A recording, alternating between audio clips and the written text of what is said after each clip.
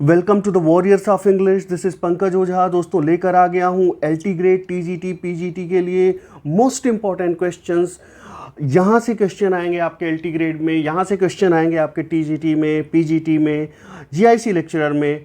और ये मेरा एक तरह का गेस्ट पेपर है, आप इसको बिल्कुल एक एक क्वेश्चन को ध्यान से देखिए। आइए शुरू करते हैं आज का सिलसिला। फर्स्ट क्वेश्चन को लेते हैं। This is the most important question, ध्यान में रखिएगा, इसको ध्यान से पढ़िए। आपकी स्क्रीन पर है पहला question. A poem in which the initial letters of each line can be read down the page to spell either an alphabet, a name, often that of the author, a pattern or loved one, or some other concealed message. अब बताइए किस pome की बात हो रही है। एक तरह की पोम है, जैसे मान लीजिए एक पोम हमने लिखी, ऐसे देखिए एक पोम है, उसका ये लिखा मैंने, ये लिखा, ये लिखा, ये लिखा, 4 लाइनें हैं। अब 4 लाइन है तो इससे मान लीजिए पहली लाइन V से शुरू हो, दूसरी लाइन A से शुरू हो, तीसरी लाइन S से शुरू हो, चौथी लाइन U से शुरू हो। तो ये पूरा एक जो वाइफ का नाम आ गया। ओके, तो इस तरह की जो पोम होती है या पैटर्न का नाम आ जाए जिसके लिए आप पोम लिख रहे हैं, तो इस तरह की पोम को क्या बोलेंगे। क्वेश्चन नंबर 1 का आप जवाब दीजिए। तो क्वेश्चन नंबर 1 में दोस्तों मैं अगर बताऊं आपको, तो हम बात कर रहे हैं एक्रोस्टिक की। तो ध्यान में रखिएगा किस तरह की पोम होती है। जो इसके इनिशियल लेटर्स होते हैं वो उनको जब सारे इनिशियल लेटर्स को मिला देंगे तो किसी न किसी का नाम आएगा। वो दैट नेम में भी आप पैटर्न, ऑथर का नाम, खुद का नाम आ सकता है या लव्ड वंस का नाम आ सकता है। तो इस तरह की पोम को एक्रोस्टिक बोलते हैं। ध्यान में रखिएगा, भूलना नहीं है, मोस्ट इंपॉर्टेंट क्वेश्चन है और मैं प्रिडिक्ट करता हूँ ये क्वेश्चन कहीं ना कहीं आपको देखने को मिलेगा। Question number 2, it is a dramatic effect aimed at encouraging an attitude of critical detachment in the audience rather than a passive submission to realistic illusion. अब यहां पर बताना है आपको कि ड्रामेटिक इफेक्ट है ये एक तरह का। अब ये क्रिटिकल डिटैचमेंट को बढ़ावा देता है, क्रिटिकल डिटैचमेंट को बढ़ावा देता है। ये भी आपको मैं उदाहरण के लिए बता दूं कि किसका कॉन्सेप्ट है, बर्टोल्ट ब्रेट का कॉन्सेप्ट है। किसका? बर्टोल्ट ब्रेट का। ध्यान में रखिएगा। अब आपको बताना है कि ये किसकी हम बात कर रहे हैं।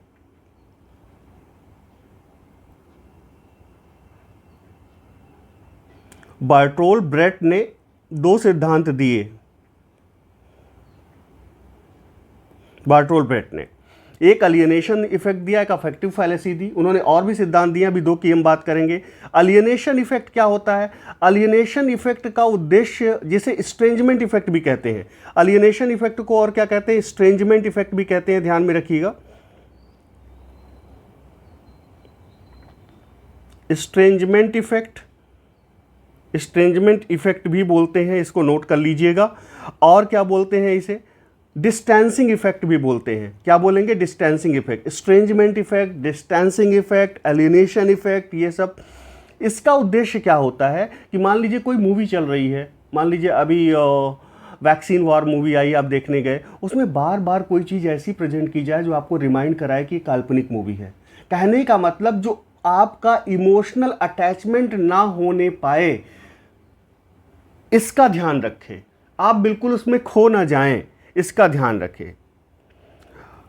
राइटर्स अलियनेशन इफेक्ट में राइटर जो होता है वो कंसर्टेड एफर्ट करता है, ऑडियंस को बार बार रिमाइंड कराता है कि आप ऐसी चीज देख रहे हैं जो काल्पनिक है, आर्टिफिशियल है।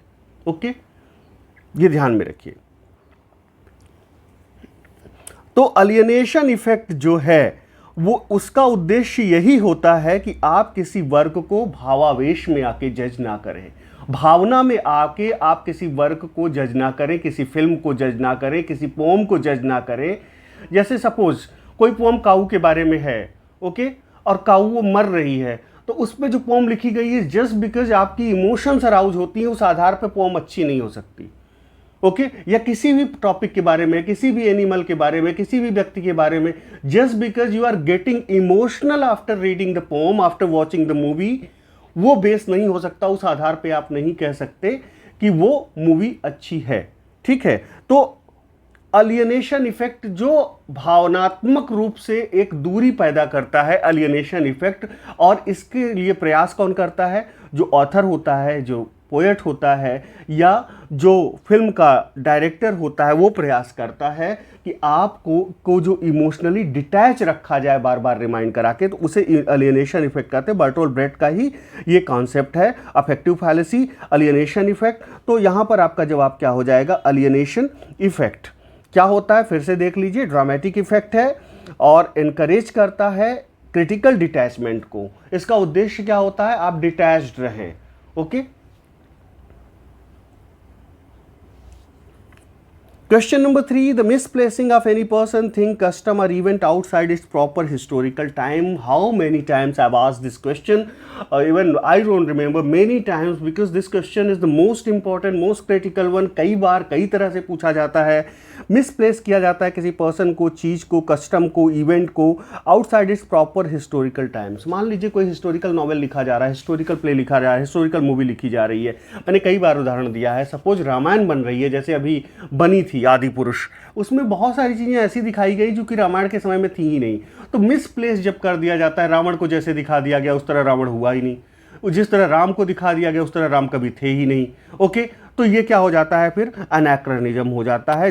जिस समय की मूवी बना रहे हैं, जिस समय के बारे में लिख रहे हैं, उस समय की वेशभूषा, उस समय की सारी चीज़ें होनी चाहिए, उस समय की लैंग्वेज होनी चाहिए, उस समय का लहजा होना चाहिए। ये नहीं होना चाहिए कि वो वाला जो फेमस डायलॉग नहीं था कि तेल तेरे बाप का, फलाना ढिमाका, ये सारी चीज़ें नहीं होनी चाहिए। इस तरह का डायलॉग जो कि आज के डेट में प्रेवलेंट है, तो उस तरह की चीज़ें वो नहीं होनी चाहिए।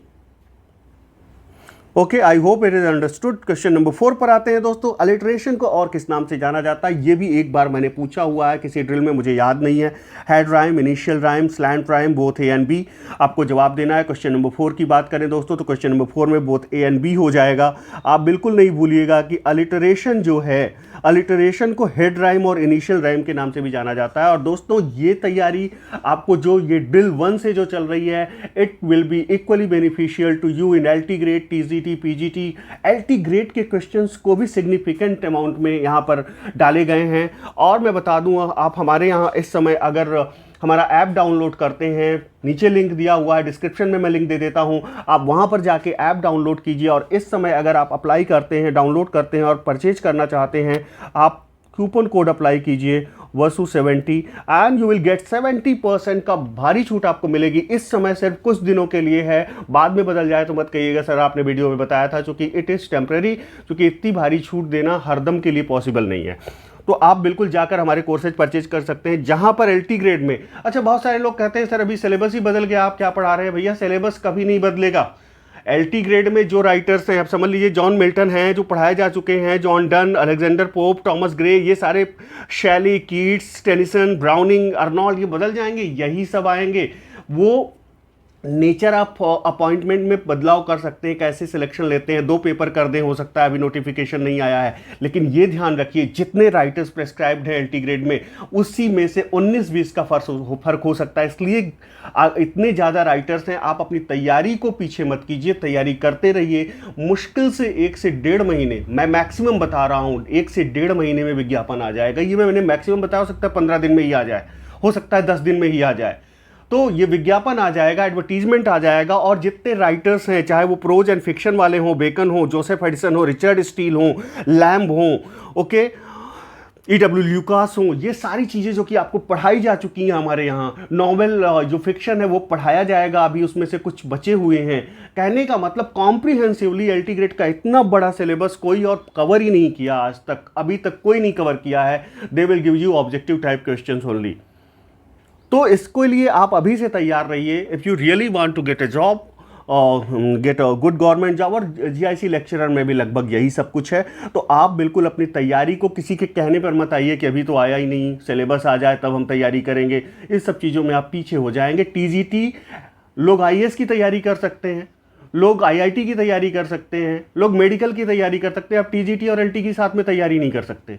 ये आपके आलस्य को दिखाता है, ये दिखाता है कि आप मेहनत नहीं करना चाहते। 4 राइटर हैं उसमें मात्र, और इसमें 60 राइटर्स हैं। आपको साथ में लेके चलना ही पड़ेगा अगर आप सफलता। आपके पास एक चॉइस, सिर्फ एक चॉइस पे रह जाएंगे, सिर्फ टीजीटी होगा तो होगा, हम जॉब करेंगे नहीं तो नहीं करेंगे। This is not the way. Anyway, I know I am wasting your time, let's move on without, कई बार आपको समझाना पड़ता है। ए एंड बी यहाँ हो जाएगा, हेड राइम, इनिशियल राइम दोनों बोलते हैं। To take with a grain of salt, ये एक इडियम है, आप बताइए इसका मतलब क्या होता है। To take with a grain of salt, what does it mean? To take with a grain of salt, बताएं। To take with grain of salt,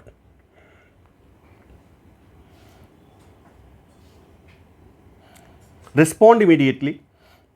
A option है to take with some reservation, to take with total belief. B option, C option है to take wholeheartedly, to take seriously. क्या हो जाएगा? Completely आप believe नहीं करते। If you take with a grain of salt, you don't believe something completely. किसी ने कोई बात आपको बताई, आप उसको कंप्लीटली बिलीव नहीं करते, थोड़ा सा डाउट अपने मन में रख लेते हैं, ओके, थोड़ा सा रिजर्वेशन अपने मन में रख लेते हैं, उसे क्या कहते हैं? To take with a grain of salt. जैसे आपको किसी ने कोई खबर दी, तो आपने उस पर थोड़ा सा संशय किया, आप ये ऐसे क्यों बोल रहा है, तो थोड़ा सा जो आप शंका जाहिर करते हैं अपने ही मन में, it means you are taking the news with grain of salt.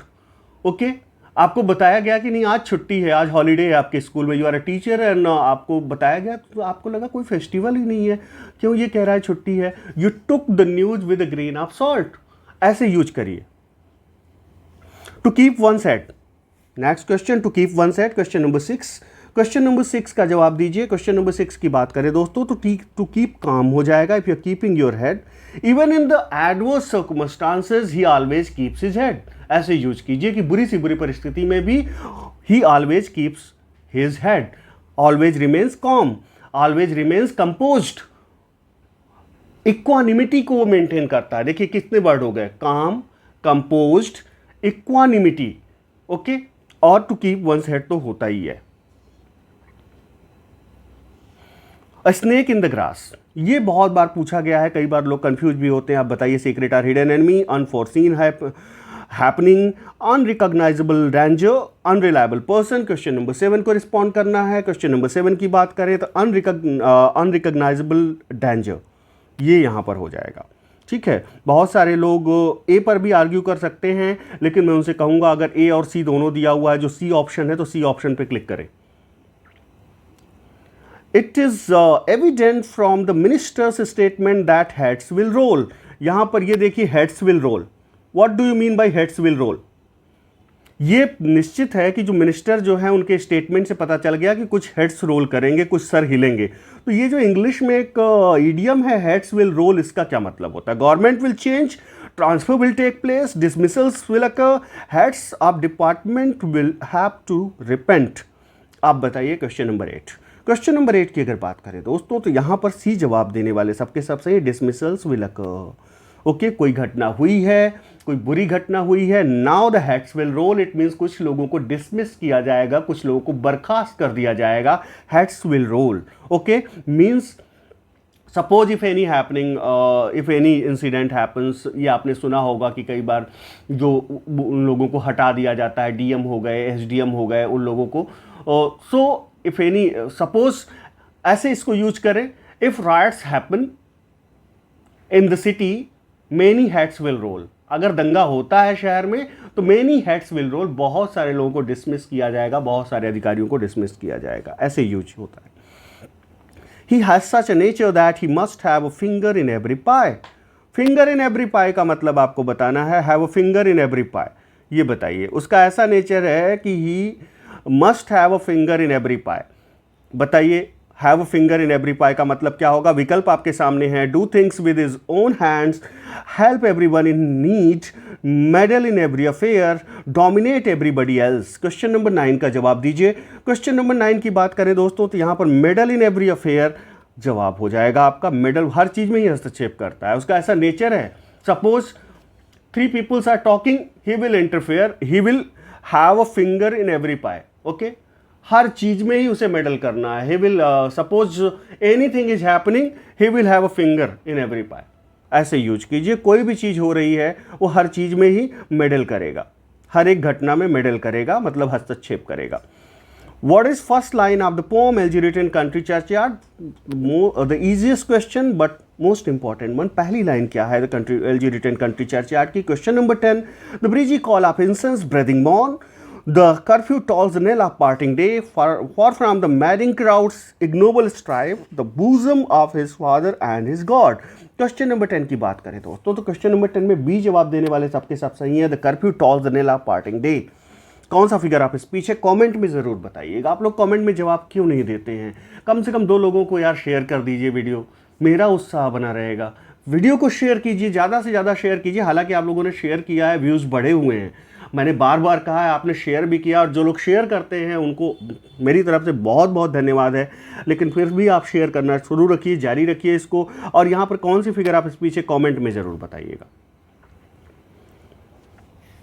Ulysses the king of what island, किस आइलैंड का राजा है यूलिसिस? ये सीधे एलटी ग्रेड से क्वेश्चंस हैं। क्वेश्चन नंबर 11, क्वेश्चन नंबर 11 की बात करें अगर, तो वो चारों विकल्प दिए हुए, ग्रीस, इथाका, इरोटिका, इकारिया, तो यहाँ Ithaca is the right answer. वो इथाका आइलैंड का किंग है। Tennyson's Ulysses is primarily an example of, किस चीज़ का एग्जाम्पल है यूलिसिस? आप बताइए, चारों विकल्प आपके सामने हैं।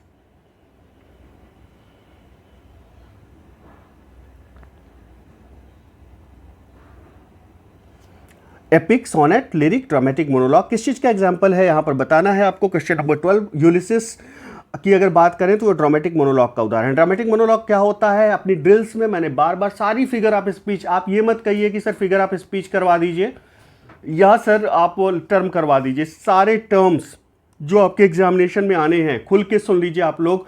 सारे टर्म्स, सारी फिगर आप स्पीच जो कि इंपॉर्टेंट है आपके एग्जाम में आनी है, सारी ड्रिल्स में या तो मॉक ड्रिल में करवाई गई हैं, या ट्राउंस ड्रिल में करवाई गई हैं, या तो आपके वॉरियर्स ड्रिल में करवाई गई हैं, या तो ये ड्रिल चल रही है इसमें भी करवाई जाएगी। अगर इन सब 5000 प्लस क्वेश्चंस का कलेक्शन है, उसको अगर आप कर लेंगे, आपके एक भी क्वेश्चन बाहर नहीं जाएंगे। खासकर टीजीटी, पीजीटी और एलटी के लिए ये चला रहा हूं। इसको फिनिश होने के बाद आपके एलटी के क्वेश्चन भी बाहर नहीं जाएंगे। बिल्कुल एक तरह से एग्जाम को तहस से नहस कर देंगे। एग्जाम की क्या हैसियत है कि इससे बाहर आएगा कुछ भी। क्वेश्चन नंबर 12, क्वेश्चन नंबर 12 की अगर बात करें, क्वेश्चन नंबर 12 में डी जवाब देने वाले सबके सब सही है। ड्रामेटिक मोनोलॉग क्या होता है? ड्रामेटिक मोनोलॉग, ड्रामेटिक मोनोलॉग क्या होता है इसको मैंने डिटेल में बताया हुआ है।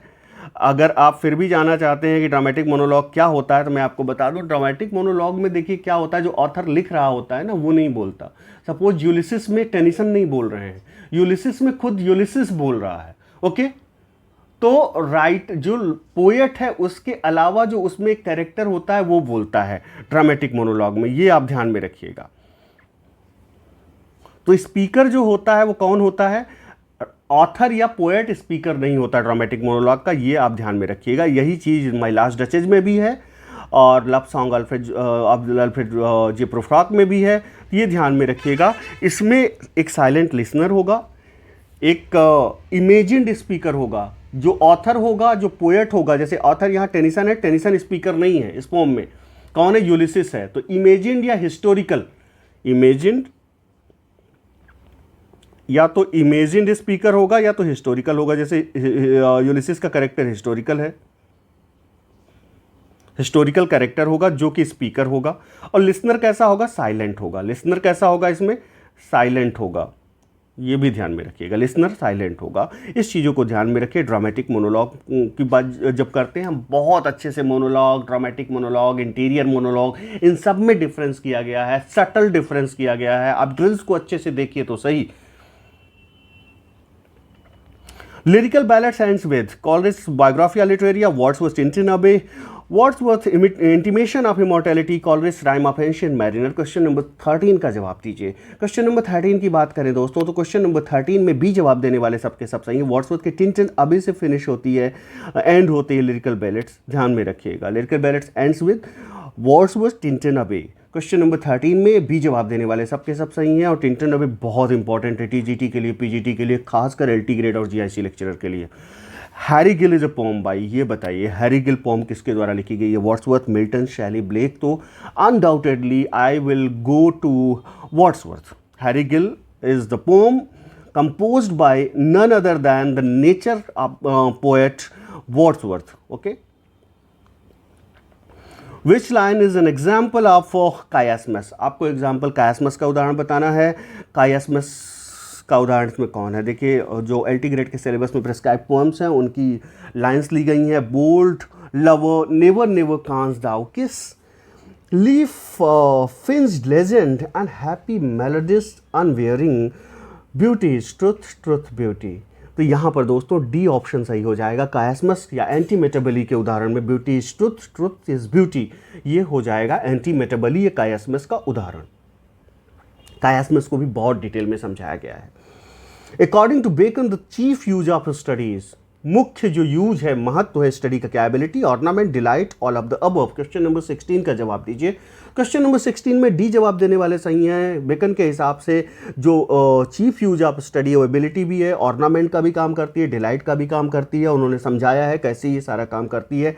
बेकन का आप studies line by line explanation आपके लिए है। क्वेश्चन नंबर 16, क्वेश्चन नंबर 16 में यहाँ पर डी जवाब देने वाले सबके सब सही हैं। क्वेश्चन नंबर 17 पर आते हैं। Some books are to be tasted, others swallowed and some few to be chewed and spitted, vomited, digested, none of the above. आप बताएं। Question number 17, respond immediately. Question number 17 में डाइजेस्टेड जवाब हो जाएगा। Some books are to be tasted, others swallowed and some few to be chewed and digested. Let's move on to next question. According to Bacon, gentle walking is good for. Gentle walking किसके लिए अच्छी होती है? Eyes के लिए, stomach के लिए, brain के लिए, लंग्स के लिए। क्वेश्चन नंबर 18 की अगर बात करें दोस्तों तो यहाँ stomach is the right answer. Two Skylark consist of 12 stanzas of 4 lines each, 23rd stanzas of 5 lines each, 21 stanzas of 5 lines each, 10 stanzas of 6 lines each। जो एक नैरो बाउंड्री है टीजीटी की, पीजीटी की, उससे थोड़ा सा बाहर निकलिए आप। अगर आप वाकई में चाहते हैं कि आप 2-2, 3-3, 4-4 एग्जाम दें और सभी में आपकी दावेदारी प्रबल हो, आप चाहते हैं आपने टीजीटी दिया उसमें भी आप प्रबल दावेदार हो, पीजीटी दिया उसमें भी प्रबल दावेदार, जीआईसी लेक्चरर दिया उसमें भी आपका पेपर अच्छा हुआ, एलटी ग्रेड का पेपर अच्छा हुआ, अब अगर आप सिर्फ टीजीटी लेके बैठ जाएंगे, ये थॉट मेरे अंदर भी शुरू में आती थी जब एलटी की वैकेंसी आई थी, लेकिन मैंने इस थॉट को प्रिवेल नहीं होने दिया अपने ऊपर। मैंने तैयारी की, जम के तैयारी की, और यकीन मानिए मैं कोई, इट्स नॉट अबाउट ईगो, किसी भी एग्जाम में फर्स्ट रैंक लाना, चाहे टीजीटी में मेरी फर्स्ट रैंक आई हो, एलटी में फर्स्ट रैंक आई हो, या यूजीसी नेट पहली बार में क्वालिफाई हुआ, आसान नहीं होता, किसी के लिए आसान नहीं होता, मेहनत करनी पड़ती है, लेकिन रिजल्ट भी आते हैं। टू स्काईलार्क कंसिस्ट, आप बताइए। क्वेश्चन नंबर 19 में यहाँ सी जवाब देने वाले सबके सब सही हैं दोस्तों। 21 स्टैंजाज ऑफ 5 लाइन ईच, ध्यान में रखिएगा, भूलना नहीं है। We'll look before and after and find for what is not. Our sweetest songs are those that tell of saddest thought. बताइए ये कहाँ से लाइनें ली गई हैं कि हम आगे पीछे देखते हैं और हर उस चीज़ के लिए प्रयास करते हैं जो है नहीं, उपलब्ध नहीं है, और जो हमारे अच्छे से अच्छे गीत होते हैं उनमें भी नोट ऑफ सैडनेस होती है। ये किसने कहा? क्वेश्चन नंबर 20 को रिस्पॉन्ड कीजिए। टू स्काईलार्क की लाइन है, लेवन की लाइन है, वो टू द बेस्ट विन की लाइन है, लव्स फिलोसफी की लाइन है। तो दोस्तों again I tell you, question number 20 में टू स्काईलार्क से ये लाइनें ली गई हैं। पोम पढ़िएगा, इसका भी लाइन बाय लाइन एक्सप्लेनेशन किया गया है मेरे द्वारा, आपको बहुत मजा आएगा। पूरी की पूरी एलटी ग्रेड के सिलेबस पे prescribe, poem, drama, prose and fiction, बाकी पोइट्री, जितनी भी चीज़ें हैं, लिटरेरी टर्म्स, फॉर्म्स, ये सारी चीज़ों को एक्सप्लेन मैंने किया है। नए सिरे से भी मैं एक्सप्लेन करूँगा। फिर से जो चीज़ें अभी तक एक्सप्लेन नहीं हुई हैं, कुछ जैसे फिक्शन में रह गए हैं, प्रोज में खासकर नॉवेल्स, उनको भी मैं कंप्लीट करूँगा, आपकी तैयारी को नई धार दूंगा। Okay, get ready to fight with the warriors of English. God bless you all.